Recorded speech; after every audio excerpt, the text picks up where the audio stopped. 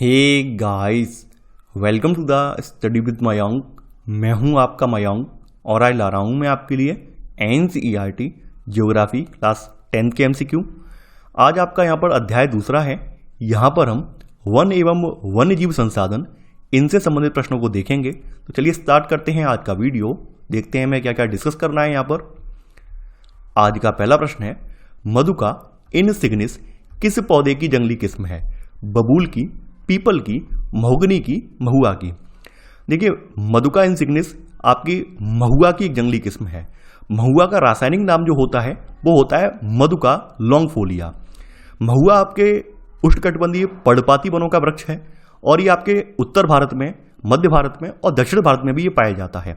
खास करके मध्य भारत में ये बहुतायत में पाया जाता है। उत्तर भारत में आपके पंजाब को छोड़कर बाद बाकी जो राज्य हैं ऊपर के, तो उनमें ये पाया जाता है। महुआ जो है, यानी कि जिसको महुआ या मधुका लॉन्गफोलिया कहते हैं, इसके वृक्ष का जो भी छाल है या फिर इसकी जो फूल वगैरह हैं, उनका इस्तेमाल औषधि रूप में भी होता है। इसके फूलों का इस्तेमाल सब्जी के रूप में भी होता है और इसके फूलों से जो है नशीला पदार्थ भी बनाया जाता है, यानी एक तरह की शराब भी बनाई जाती है। तो कई रूपों में ये इस्तेमाल होता है। तो यहां पर आपका सही आंसर है पहले का डी वाला। दूसरा प्रश्न है अब आपका, हुबर्डिया हेप्टान्यूरॉन किसकी प्रजाति है? कमल की, धान की, घास की, चंदन की। देखिए, हुबर्डिया हेप्टान्यूरॉन एक घास की प्रजाति है। यह घास की प्रजाति आपके कर्नाटक राज्य में जो सह्याद्री वाली पर्वतमाला है उस पर आज से लगभग 70-80 साल पहले देखी गई थी। उसके बाद ये यहाँ पर कभी दिखाई नहीं दी है और पूरे भारत में ये घास कहीं भी नहीं देखी गई है, केवल कर्नाटक वाले रीजन में देखी गई है। तो ये लुप्त प्राय में आती है। वास्तव में ये एक घास है। तो यहां पर आपका सही आंसर है दूसरे का सी वाला, घास। तीसरा प्रश्न है अब आपका, भारत वन स्थिति रिपोर्ट 2019 के अनुसार देश में वनावरण के संबंध में नीचे दिए गए कथनों पर विचार कीजिए। पूछा गया है कौन सा कथन आपका सत्य है। पहला है, देश में वन आवरण के अंतर्गत अनुमानित 8,07,276 वर्ग किलोमीटर क्षेत्रफल है। सेकंड, वनावरण देश के कुल भौगोलिक क्षेत्रफल का 25.56% हिस्सा है। अगला है, इस रिपोर्ट के अनुसार वर्ष 2017 से सघन वनों के क्षेत्र में 3,976 वर्ग किलोमीटर की कमी हुई है। देखिए, बात करें आपकी भारत वन स्थिति रिपोर्ट 2019 की, तो अभी मैं जो लेक्चर रिकॉर्ड कर रहा हूं उसके संदर्भ में ये रिपोर्ट नवीनतम है। तो यहां पर आपका पहला वाला इस रिपोर्ट के संदर्भ में विकल्प सही है कि अभी आपका जो वनावरण है आपके देश में ये 8,07,276 वर्ग किलोमीटर क्षेत्रफल में फैला हुआ है। तो आपका पहला वाला कथन बिल्कुल सही है। वनावरण जो है वो देश के कुल भौगोलिक क्षेत्रफल का 25.56% बताया गया है, जो कि गलत है। ये आपका 24.56% है। तो यहां पर आपका सेकंड वाला विकल्प गलत हो जाएगा। और इसी में अगर हम देखें, आपके जो सघन वाले वन हैं इनका जो प्रतिशत है इसमें वो 12.4% है। वहीं जो खुले वाले वन हैं, खुले वाले वनों का जो प्रतिशत है ये आपका मैं बता दे रहा हूं यहां पर 9.26% है। इसमें मैंग्रोव का प्रतिशत कितना है वो भी लिख दे रहा हूं मैं। मैंग्रोव का जो प्रतिशत है वो 0.15 है, 0.15% है। तो यहां पर आपका सेकंड वाला कथन गलत हो जाएगा। तीसरे कथन में बोला गया है कि जो रिपोर्ट आपकी 2017 वाली थी, यानी जो वन स्थिति रिपोर्ट 2017 वाली थी, इससे अगर कंपेयर करें तो सघन वनों के क्षेत्र में 3,976 वर्ग किलोमीटर की कमी हुई है, जो कि गलत है। अगर हम कंपेयर करते हैं 2017 की रिपोर्ट को 2019 से, तो हम ये पाते हैं कि सघन वनों के क्षेत्र में कमी नहीं हुई है, बल्कि 3,976 वर्ग किलोमीटर की वृद्धि देखने को मिलती है। तो यहां पर आपका तीसरा वाला कथन भी गलत हो जाएगा। केवल पहला वाला सही है। तो आंसर है तीसरे का ए, केवल एक। चौथा प्रश्न है अब आपका, अंतर्राष्ट्रीय प्राकृतिक संरक्षण और प्राकृतिक संसाधन संरक्षण संघ IUCN ने पौधों और प्राणियों की जातियों को विभिन्न श्रेणियों में विभाजित किया है। इन श्रेणियों के संदर्भ में नीचे दिए गए युग्मों में कौन सा सही सुमेलित नहीं है, यानी यहां पर गलत कौन सा है वो आपको बताना है। पहला है, संकटग्रस्त जातियां, एंडेंजर्ड स्पीसीज, जिन जातियों के लुप्त होने का खतरा है। सुभेद्य जातियां, वल्नरेबल स्पीसीज, वे जातियां जिनकी संख्या सामान्य मानी जाती है। स्थानिक जातियां, एंडेमिक स्पीसीज, इन जातियों की संख्या बहुत कम है या सुभेद्य है।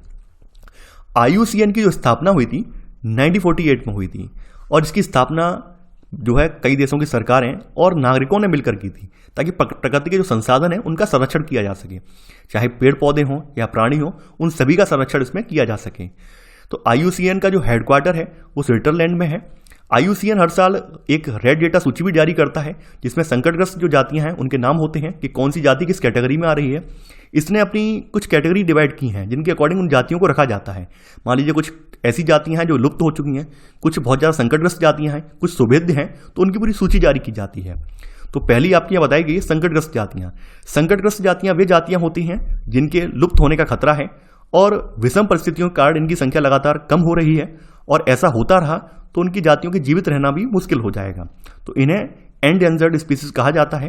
खास करके आपके काला हिरन हुआ, मगरमच्छ हुआ, भारतीय जंगली गधा हुआ, गेंडा हुआ, शेर पूंछ वाला बंदर और जो मणिपुरी हिरन है, संगाई जिसको बोलते हैं, वो भी इसमें शामिल है। तो आपका पहला वाला कथन बिल्कुल सही है।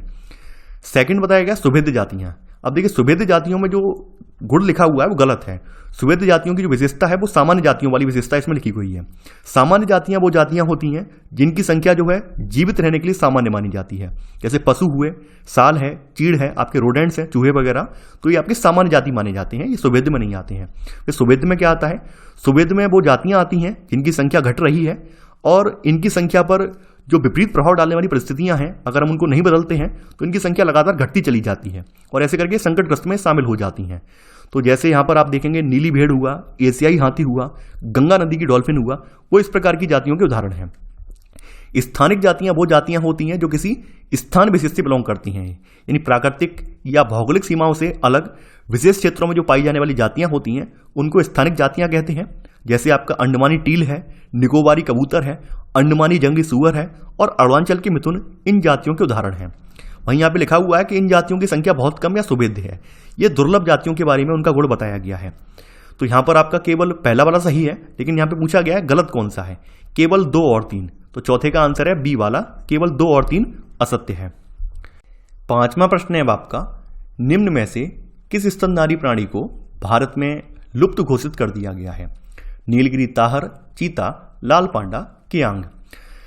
लुप्त जातियां वो जातियां होती हैं जो इनके रहने के आवासों में खोजे जाने पर अगर अनुपस्थित पाई जाती हैं तो उन्हें लुप्त जाति कहा जाता है। यानी इनका टाइम होता है, लगभग 50 साल के अंदर अंदर अगर वो जाति अपने नेचुरल हैबिटेट में नहीं देखी गई है तो वो लुप्त घोषित कर दी जाती है। भारत में जो चीता है इसको 1952 में लुप्त घोषित कर दिया गया, 1952 में इसको लुप्त घोषित कर दिया गया है, यानी चीता भारत में नहीं पाया जाता है। तो यहां पर आपका सही आंसर है 5वें का बी, चीता। नीलगिरी ताहर की बात करें तो नीलगिरी ताहर आपका एक एंडेंजर्ड स्पीसीज है, ये एंडेंजर्ड है और ये आपके तमिलनाडु का राजकीय पशु है। यह ताहर की तीनों उपजातियां जैसे हिमालयन ताहर है, अरब ताहर है, नीलगिरी ताहर है, इन सब में यह सबसे बड़ा होता है। इसके अलावा लाल पंडा की बात करें तो ये भी आपका एक एंडेंजर्ड स्पीसीज में आ जाता है और लाल पंडा आपके खास करके सिक्किम, असम और उत्तरी अरुणाचल प्रदेश में पाया जाता है और ये जो है अपना अधिकांश भोजन जो है अपना बांस के वृक्षों से करता है। इसके बाद बात कर लेते हैं कियांग। कियांग के बारे में पहले भी बात कर चुके हैं। कियांग आपका जो है जंगली गधा है, यानी कि कियांग जो है आपका क्या है, जंगली गधा है। मैंने आपको पहले भी बताया था, आपको शायद याद होगा। और ये जो है जंगली गधा आपका कियांग, ये लीस्ट कंसर्न में आता है, यानी लीस्ट कंसर्न का मतलब कि इनको खतरा नहीं है। और ये खास करके तिब्बत का पठार है, चीन है, उत्तरी पाकिस्तान है, नेपाल वगैरह में ये पाया जाता है। तो आपका 5वें का जो सही आंसर है वो है बी वाला। 6वां प्रश्न है आपका, भारत में जैव विविधता ह्रास के संबंध में नीचे दिए गए कथनों पर विचार कीजिए। पूछा गया है कौन सा कथन आपका सत्य है? पहला है सागवान के एकल रोपण से दक्षिण भारत में अन्य प्राकृतिक वन बर्बाद हो गए। सेकंड, हिमालय में चीड़, पाइन के रोपण से हिमालयन ओक और रोडोडेंड्रॉन वनों का नुकसान हुआ। भारत में वनों को सबसे बड़ा नुकसान जो हुआ है वो उपनिवेश काल में रेल लाइन, कृषि या व्यवसाय या जो वाणिज्य वानिकी गतिविधियां हुई हैं उनसे हुआ है। भारत में अंग्रेजों ने रेल लाइन के विस्तार के लिए एकल रोपण वाले वन उपजाए। एकल रोपण का मतलब क्या था? क्योंकि रेल लाइन जो पड़ती थी उस समय तो उनके जो स्लीपर होते थे, अब तो स्लीपर आपके सीमेंट के होते हैं, आरसीसी के होते हैं, पहले लकड़ी के स्लीपर चला करते थे। आपने देखा होगा जो छोटी वाली लाइन होती है उसमें पहले लकड़ी के स्लीपर चला करते थे। तो लकड़ी के स्लीपरों की वजह से इन्होंने क्या किया था, इन्होंने एकल रोपण करवा दिया था, यानी एक तरह के वनों का रोपण करवा दिया था ताकि उनकी लकड़ी से ये जो आपके स्लीपर हैं, रेलवे के स्लीपर हैं, वो बना सकें। तो इस वजह से आप ये देखेंगे कि हमारे भारत में बहुत सारे प्राकृतिक वन बर्बाद हो गए। हिमालय में चीड़ पाइन के रोपण से जो हिमालयन ओक है, रोडोडेंड्रॉन है, इन वनों को बहुत ज्यादा नुकसान हुआ। तो यहां पर आपका सेकंड वाला कथन भी सही है। यहां पर आपका एक और दो कथन दोनों ही सही हैं। तो आंसर है आपका सी, एक और दो दोनों। 7वां प्रश्न है अब आपका, इनमें से कौन सी टिप्पणी प्राकृतिक वनस्पति जात और प्राणी जात के नाश का प्रमुख कारण नहीं है? कृषि प्रसार, बृहद स्तरीय विकास परियोजनाएं, पशुचारण और ईंधन लकड़ी एकत्रित करना, तीव्र औद्योगिकरण और शहरीकरण। देखिए ये प्रश्न आपकी अभ्यास प्रश्नावली से है और इसमें जो आपको चारों विकल्प लिख रहे हैं ये कहीं ना कहीं आपको लग रहा होगा कि चारों के चारों विकल्प सही हैं, लेकिन इन सब में बहुत अंतर है। सबसे पहले कृषि प्रसार की बात कर लेते हैं। देखिए कृषि प्रसार में क्या होता है, किसी क्षेत्र के जंगलों को साफ किया जाता है और जंगलों को साफ करने की वजह से वहाँ की जो वनस्पतियां हैं वो तो नष्ट होती हैं, उन जंगलों में रहने वाले जो प्राणी हैं वो भी खत्म हो जाते हैं। यानी कि कृषि प्रसार जंगलों के नाश का, वनस्पति जात और प्राणी जात के नाश का एक प्रमुख कारण है। बृहद स्तरीय विकास परियोजनाएं जैसे डैम वगैरह हुआ, हाईवे हुए, ये जब निकाले जाते हैं तो इनसे भी आपकी जैव विविधता का विनाश होता है।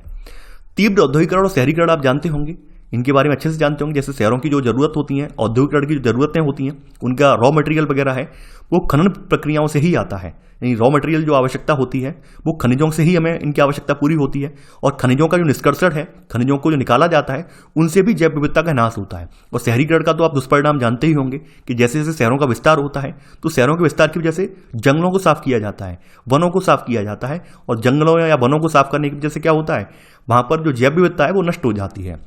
वहीं अगर पशुचारण और ईंधन लकड़ी एकत्रित करने वाले पर हम विचार करें तो हम ये पाते हैं कि चारा और ईंधन हेतु लकड़ी की आवश्यकता की जो पूर्ति होती है वो पेड़ों की टहनियों से होती है। वहां पर पूरे पेड़ को नहीं काटा जाता है और जब पूरे पेड़ को नहीं काटा जाएगा तो ऑब्वियस सी बात है कि जैव विविधता को बहुत कम नुकसान होगा और कोई लंबा नुकसान वहां पर नहीं होगा। तो पशुचारण और ईंधन लकड़ी एकत्रित करना जो है ये जैव विविधता ह्रास का एक प्रमुख कारण नहीं है। इन प्राकृतिक वनस्पति जात और प्राणी जात के ह्रास का प्रमुख कारण ये नहीं है। तो 7 में का सही आंसर है सी वाला। 8वां प्रश्न है अब आपका, बक्सा टाइगर रिजर्व कौन से राज्य में स्थित है? मध्य प्रदेश, झारखंड, ओडिशा, पश्चिम बंगाल। देखिए बक्सा टाइगर रिजर्व जो है ये आपका पश्चिम बंगाल में स्थित है और ये जलपाईगुड़ी एक जिला है पश्चिम बंगाल का, तो वहां पर ये स्थापित है। इसको 1983 में 15 में टाइगर रिजर्व के तौर पे मान्यता मिली थी। हालांकि 1992 में इसको जो है राष्ट्रीय उद्यान के रूप में मान्यता मिली है। 1992 में इसको जो है राष्ट्रीय उद्यान घोषित कर दिया गया है, ये भी ध्यान देना। तो यहां पर आपका ये वाला जो कथन है डी वाला ये सही है। बक्सा टाइगर रिजर्व जो है ये डोलोमाइट के खनन की वजह से इस पर गंभीर खतरा बना हुआ है। डोलोमाइट का जो खाने है उसके पास में ही है, उनका जो खनन हो रहा है उससे ये चर्चा में रहा है। तो ये आपके एनसीईआरटी में भी मेंशन है। तो यहां पर आपका सही आंसर है 8 में का डी वाला। 9वां प्रश्न है अब आपका, हिमालयन यब के संदर्भ में नीचे दिए कथनों पर विचार कीजिए। पूछा गया है कौन सा कथन आपका असत्य है। पहला है हिमालयन यब जम्मू कश्मीर में पाया जाने वाला एक औषधीय पौधा है। सेकंड, इस पेड़ की छाल, पत्तियों, टहनियों का उपयोग कैंसर के उपचार के लिए किया जाता है। देखिए हिमालयन यब चीड़ की प्रकार का एक सदाबहार वृक्ष है और ये एक औषधीय पौधा है। ये जम्मू कश्मीर में नहीं बल्कि आपके हिमाचल प्रदेश में और अरुणाचल प्रदेश में पाया जाता है। तो पहला वाला ऑप्शन गलत हो जाएगा। इस पेड़ की छाल, पत्तियां, टहनियां और जड़ों से टक्सोल नाम का रसायन आता है। टक्सोल नाम का रसायन प्राप्त होता है और टक्सोल जो रसायन है इसका उपयोग जो है कैंसर रोगों के उपचार के लिए प्रयोग किया जाता है। इससे बनाई गई दवाई जो है विश्व में सबसे अधिक बिकने वाली कैंसर औषधि है। तो यहां पर आपका सेकंड वाला कथन सही है। अब यहां पे पूछा गया है कौन सा कथन असत्य है। केवल पहला वाला असत्य है, तो आंसर है आपका 9 का ए, केवल 1। 10वां प्रश्न है आपका, भारतीय वन्य जीवन अधिनियम 1972 के अंतर्गत शामिल है वन्य जीवों के आवास का कानूनी संरक्षण, संकटग्रस्त वन्य जीवों के शिकार पर प्रतिबंध, वन्य जीवों के अंगों के व्यापार पर रोक। देखिए भारतीय वन्य जीवन अधिनियम 1972, इसके तहत जो वन्यजीव हैं इनके आवासों का कानूनी रूप से संरक्षण किया गया है। साथ ही साथ जो संकटग्रस्त जातियां हैं इनके बचाव पर, इनके शिकार के प्रतिबंध पर और तमाम तरह के जो इनके अंगों का व्यापार होता है, इनकी खाल वगैरह का व्यापार होता है, उस पर भी रोक लगाई गई है। तो यहाँ पर आपके तीनों ही जो विकल्प हैं वो इसमें शामिल हैं। तो यहाँ पर आंसर है आपका 10 में का डी, यानी कि उपरोक्त सभी। 11वां प्रश्न है अब आपका, प्रोजेक्ट टाइगर की शुरुआत कब हुई? 1972, 1982, 1973, 1992। प्रोजेक्ट टाइगर की शुरुआत जो थी 1973 में हुई है, क्योंकि भारत और नेपाल में दुनिया भर के 2/3 टाइगर यहीं पे मौजूद हैं। तो इस उद्देश्य से इनको बचाने के लिए 1973 में इसकी शुरुआत हुई है। तो यहाँ पर आंसर है 11वें का सी वाला। 12वां प्रश्न है आपका, निम्नलिखित में से कौन से राष्ट्रीय उद्यान बाघ संरक्षण परियोजना प्रोजेक्ट टाइगर के अंतर्गत शामिल है? दांचीगाम राष्ट्रीय उद्यान, बांधवगढ़ राष्ट्रीय उद्यान या फिर सरिस्का वन्यजीव पशु विहार मानस राष्ट्रीय उद्यान। दांचीगाम राष्ट्रीय उद्यान जो है ये कश्मीर में स्थित है और ये कश्मीरी हिरन या कश्मीरी स्टैग जिसको बोलते हैं, कश्मीरी हंगुल जिसको बोलते हैं, उसके लिए ये फेमस है। ये कश्मीरी स्टैग के लिए ये फेमस है। तो पहला वाला कथन तो गलत हो जाएगा। बांधवगढ़ राष्ट्रीय उद्यान मध्य प्रदेश में स्थित है और ये आपके प्रोजेक्ट टाइगर के अंतर्गत आता है। सरिस्का वन्यजीव पशु विहार जो है ये आपके राजस्थान में है और ये भी आपके प्रोजेक्ट टाइगर के अंतर्गत आता है। मानस राष्ट्रीय उद्यान जो है असम में है और ये भी आपके प्रोजेक्ट टाइगर में शामिल है। तो यहां पर आपका 2, 3 और 4 सही है। तो आंसर है आपका 12वें का बी, केवल 2, 3 और 4। 13वां प्रश्न है आपका, नीचे दिए गए युग्मों पर विचार कीजिए।